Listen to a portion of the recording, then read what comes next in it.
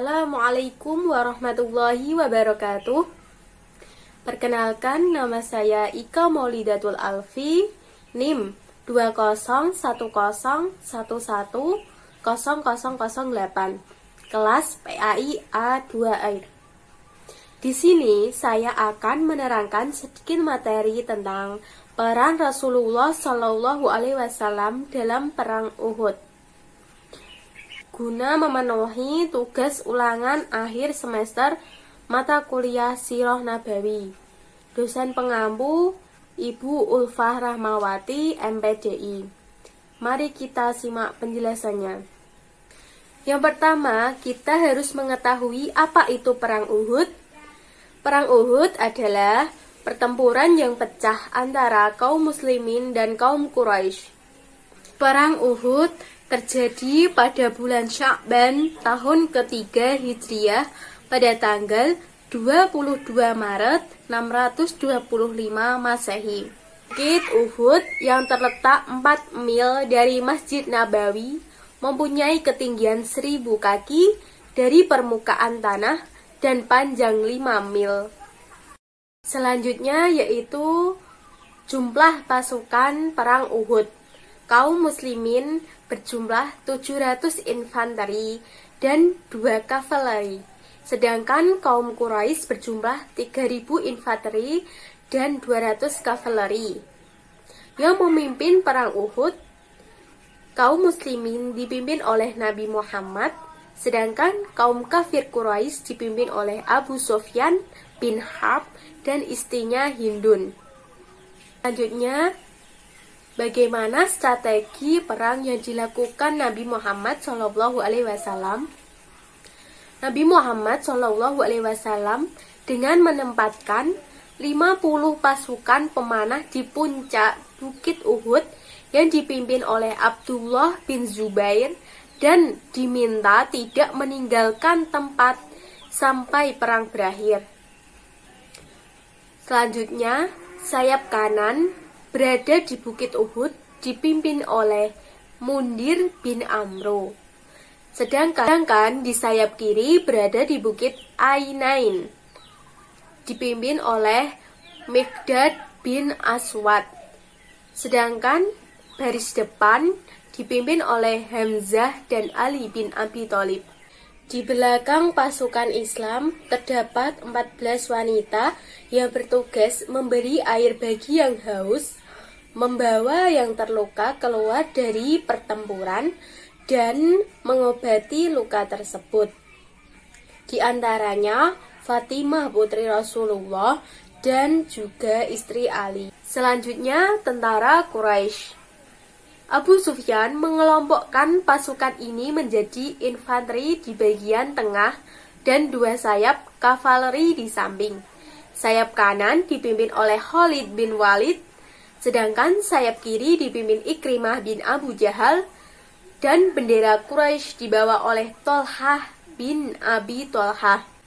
Umat Islam pada awalnya memenangkan perang Uhud dikarenakan melihat kaum kafir Quraisy lari menjauh di area umat Islam. Umat Islam mengira musuhnya telah kalah dalam perang dan menyerah. Pasukan berada di atas gunung Uhud pun berlarian turun untuk mendapatkan harta rampasan perang yang berserakan di bawah. Kaum Quraisy melihat pasukan Islam yang ada di atas bukit dan bertugas memanah meninggalkan pertahanan mereka. Maka kaum kafir Quraisy yang masih terisi pun kembali menyerang umat Islam. Dengan melihat kondisi kesiapan pasukan Islam yang sedang sibuk mengambil harta rampasan perang, maka Rasulullah pun memerintahkan pasukannya untuk mundur sehingga musuh tidak dapat mengejar mereka lagi. Pada perang Uhud ini mengalami kekalahan dan menyebabkan Hamzah bin Mus'ab bin Umair beserta 70 pasukan muslim gugur. Yang selanjutnya yaitu sebab-sebab kekalahan umat Islam pada perang Uhud. Yang pertama yaitu karena pasukan panah yang berada di atas bukit Uhud yang berjumlah 50 orang tidak mendengarkan dan mengikuti perintah atau arahan Rasulullah. Yang kedua, karena adanya orang yang menghasut kaum muslim sehingga tidak jadi ikut perang. Analisis kisah. Perang Uhud terjadi di Gunung Uhud. Perang ini terjadi di pagi hari. Perang Uhud merupakan salah satu perang yang kaum muslimin mengalami kekalahan.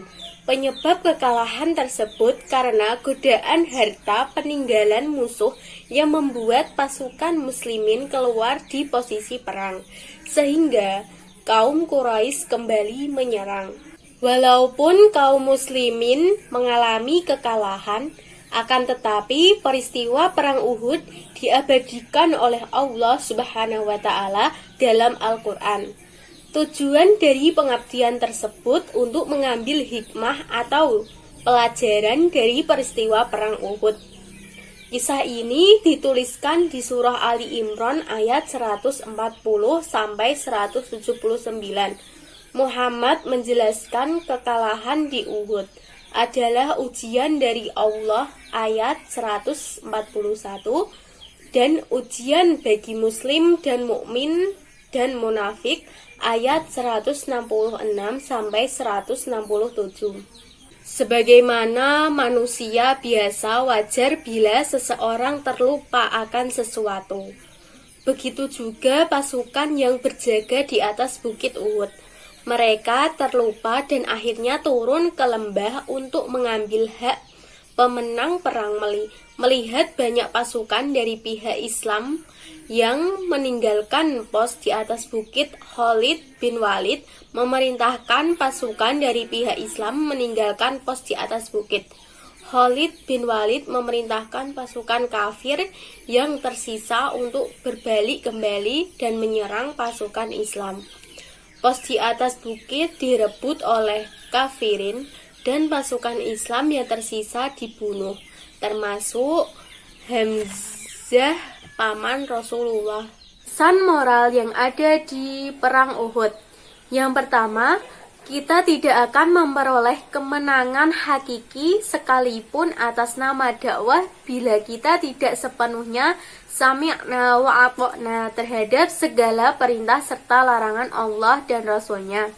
Yang kedua, kemenangan yang telah ada di depan mata jangan sampai mendorong kita membelokkan langkah perjuangan dari cita-cita dan tujuan awal.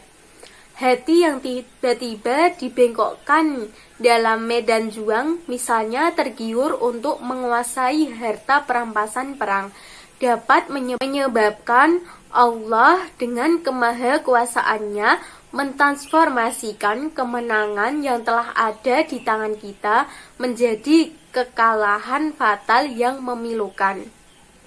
Dalam peperangan Uhud, kita bisa mengambil nilai karakter Rasulullah saat peristiwa Uhud. Yang pertama, Rasulullah adalah panglima perang yang berani dan bijaksana.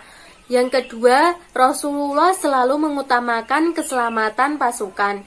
Yang ketiga, Rasulullah selalu memaafkan kesalahan pasukan yang tidak mau mengikuti perintahnya.